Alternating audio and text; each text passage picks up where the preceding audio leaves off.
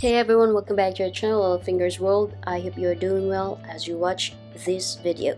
So today I'm gonna share with you the DIY project I've done, which is replacing the dead battery of a 13-inch MacBook Pro mid-2012 and the installation of a second drive via drive Caddy.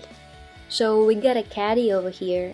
We got this from Amazon, which cost less than $10 including tax, and it comes with 4 screws and a tool. The screws will keep the drive intact, and this was inside a sturdy packaging. So we got the replacement battery as well. We got this from Amazon for less than $40 including tax. Inside the box you'll find the battery, which is or has higher wattage compared to the old one, and if you are interested to do the same, just make sure that it is compatible to your unit. It comes with tools, the Phillips screwdriver and a Tripoint screwdriver. And I just want to point out that the instructions that comes with this battery is really helpful on how to take care of your new battery. So they really thought about helping us on how to take care of the battery, especially the process or the things that you should do during your first use and the safekeeping of your battery. So I thought that this is very important to follow if we want to keep our battery last longer, and I think that this is also applicable to other laptop batteries. So kudos to the seller for doing this. It goes a long way. Anyway, I just want to share why I have to replace my old battery. Well, the old one swelled up, which makes the trackpad malfunction.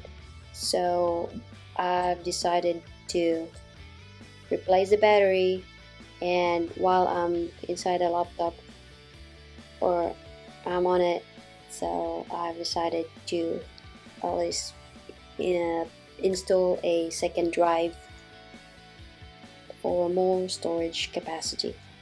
Now that we've gathered all the tools and materials that we need for this DIY project, we're ready to remove the back cover of the 13-inch MacBook Pro mid-2012 model number A1278.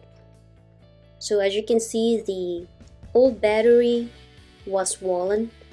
So when we remove the back cover, the trackpad went back to its original placement. So as you can see, it's not protruding anymore. So that confirms that there's a problem with our battery. After removing the back cover, the next thing that we do is disconnect the battery connector, which is located beside the memory module. So all you have to do is use a spudger, or some people use their nails to do that, or if you have a guitar pick, you can also use that to disconnect the battery connector. Right after we remove the connector, we will remove the screws holding the battery, which are the Tripoint Y0 screws.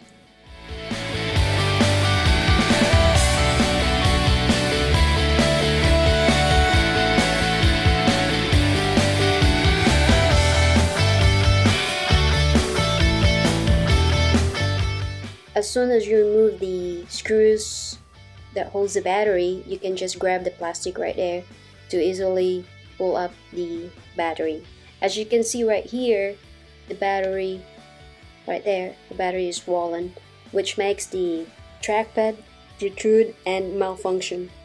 Also, as you can see right here, this old one has 63.5 watts, and the one that we're gonna install has 65.7 watts. And the last thing I'd say to this battery is sayonara. So while the battery is out of the way, we have the opportunity to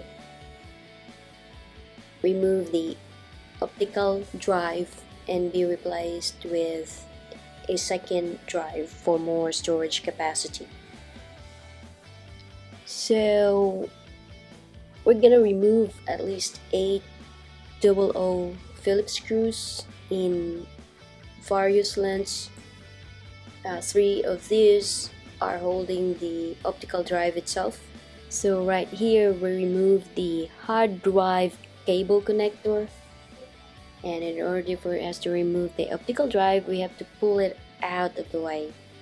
The next one is the optical drive cable connector.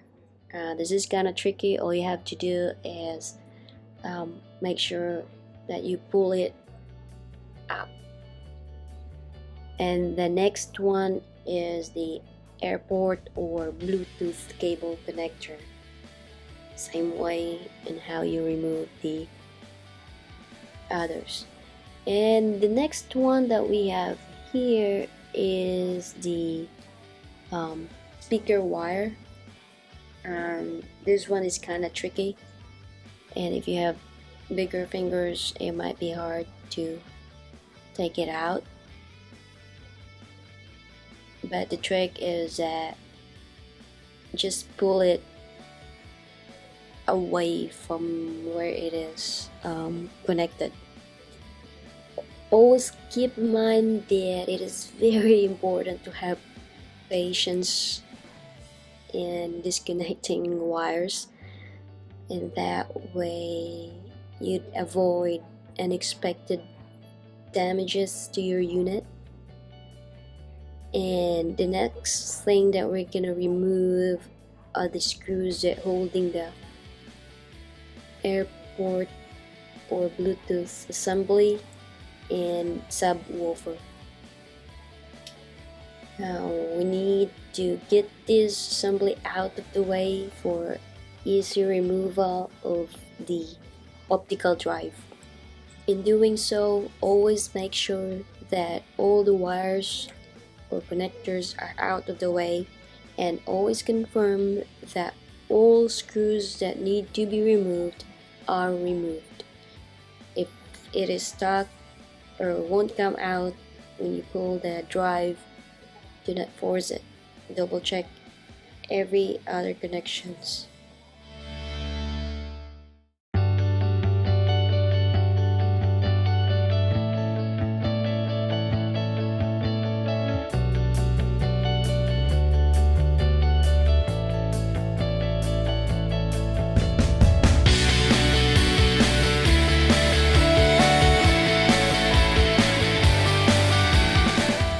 So right here we've successfully removed the optical drive, and all we have to do is reuse the optical drive cable and attach it to our Caddy. So in my video, I missed to take a shot of how I connected, but just keep in mind that whatever orientation or however it is connected to the old one or old optical drive, it will be the same orientation as you put it in the Caddy. Right now we're going to connect the second drive to our Caddy. You have to make sure that connection is in the right orientation. It is always a rule of thumb, if it's not going in, do not force it.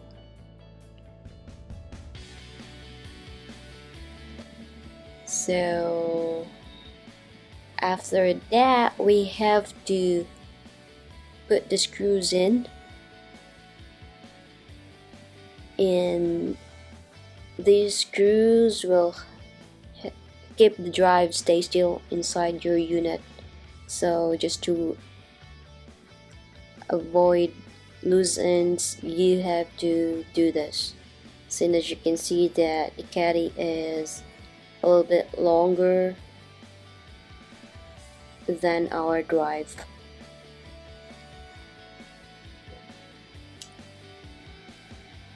Also, I just want to say that you can use a formatted drive.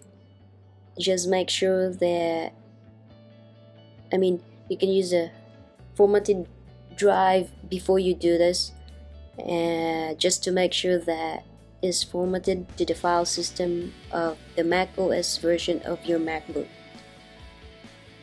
And by any chance you have data with it,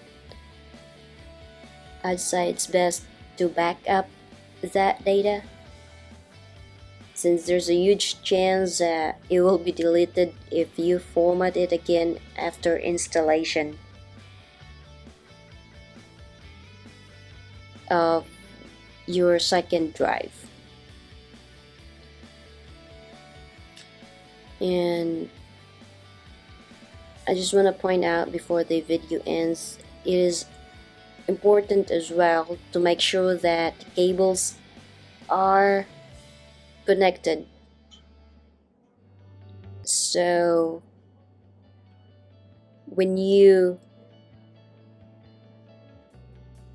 put the Caddy or install the Caddy with the drive, you need to confirm by double checking or pushing the cable connectors 3 times or more, or it depends on how you see it. Push it as you see needed. Also, there are instances that your second drive won't show up in the list of your drives even after successful connection of the cable connectors, or after successfully connecting the cable connectors, and it might cause a problem. So I'm gonna share with you the solution in the next video. So I hope you're gonna check that out. So right here in this video, we're putting the Caddy back in, putting the screws that holds the Caddy. As far as I can remember, we need 3 screws for that, and then 5 screws to install for the airport Bluetooth cable assembly and subwoofer.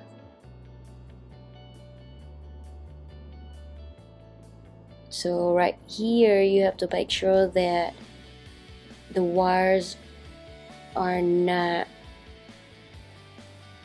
under the Caddy.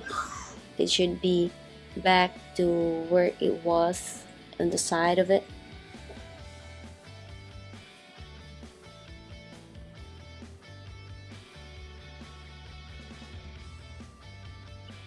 Again, patience is needed, is highly needed when you do this type of DIY project.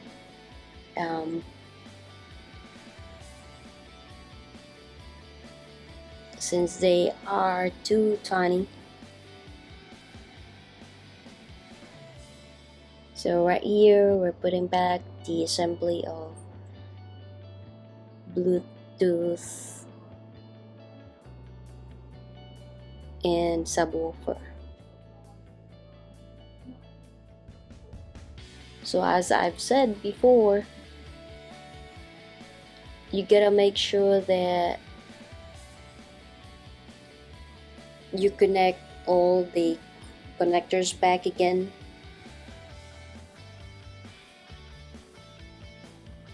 or else you will experience problem.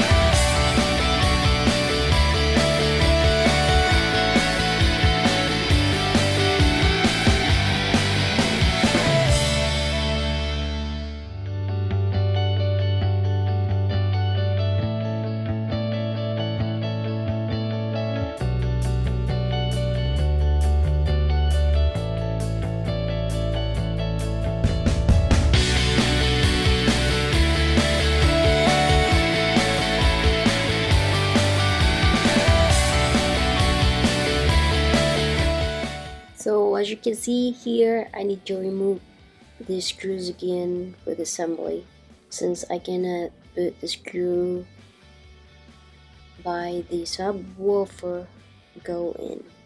So sometimes we have to do this kind of steps, redo what you did just to correct an error. So I've learned that I have to start in the screw from the subwoofer and then to the other end. Moving forward, you have to make sure that all original screws are back in and they're all tight in there, just the right tight. And once you get done with this process, you have to spend time feeling all of it if they're all connected tightly, and also use that time to appreciate what you've done so far. So right here we're connecting back the speaker cable or the wire, and then the Bluetooth airport or Bluetooth cable connector. All you have to do is push it down, and as you can see, it's kinda hard to get that spot right there, and just be patient. Also, the next one is the optical drive cable, which is now connected to our Caddy, and then the drive cable connector. There you go. It looks like we're done with our installation of our second drive. So to move forward, we gotta connect or replace our battery. So just a heads up, you have to use the screws of your old one, so make sure to keep those. So before you connect the battery connector, you have to put the screws in first. On this one I only have like 2 screws to put in, and these are the Tripoint Y0 screws. Replacing a battery is one of the easiest DIY project you can do with this 13-inch MacBook Pro mid-2012 model A1278. It will just take like 8 to 10 minutes to do this, or for people who have mastered it, probably just 5 minutes. And we're almost done with our DIY project. As of now, we're done installing our second drive and our battery. So within close the back cover yet to make sure that our unit turns on, and luckily it turns on right there, and it means that our battery is connected or is right there. Next is when we want to make sure that our drive is there also, and it looks like that it isn't. So what we did is that check the cable and reconnect it, make sure that it's connected, and once again double check the storage. So there you go, we can find the drive, and it's there after connecting or reconnecting the cable for the Caddy. So we'll try to open and see if it is there via disk utility. Once again, I want to show you that the battery is right there, cycle count 2, and we don't need to charge this battery yet. Like I said, they say it needs to go down 10% before we start charging it, and we'll do that practice for 5 times. There you go, folks. Battery replacement and second drive installation is done. Once again, thank you for watching and have a good day.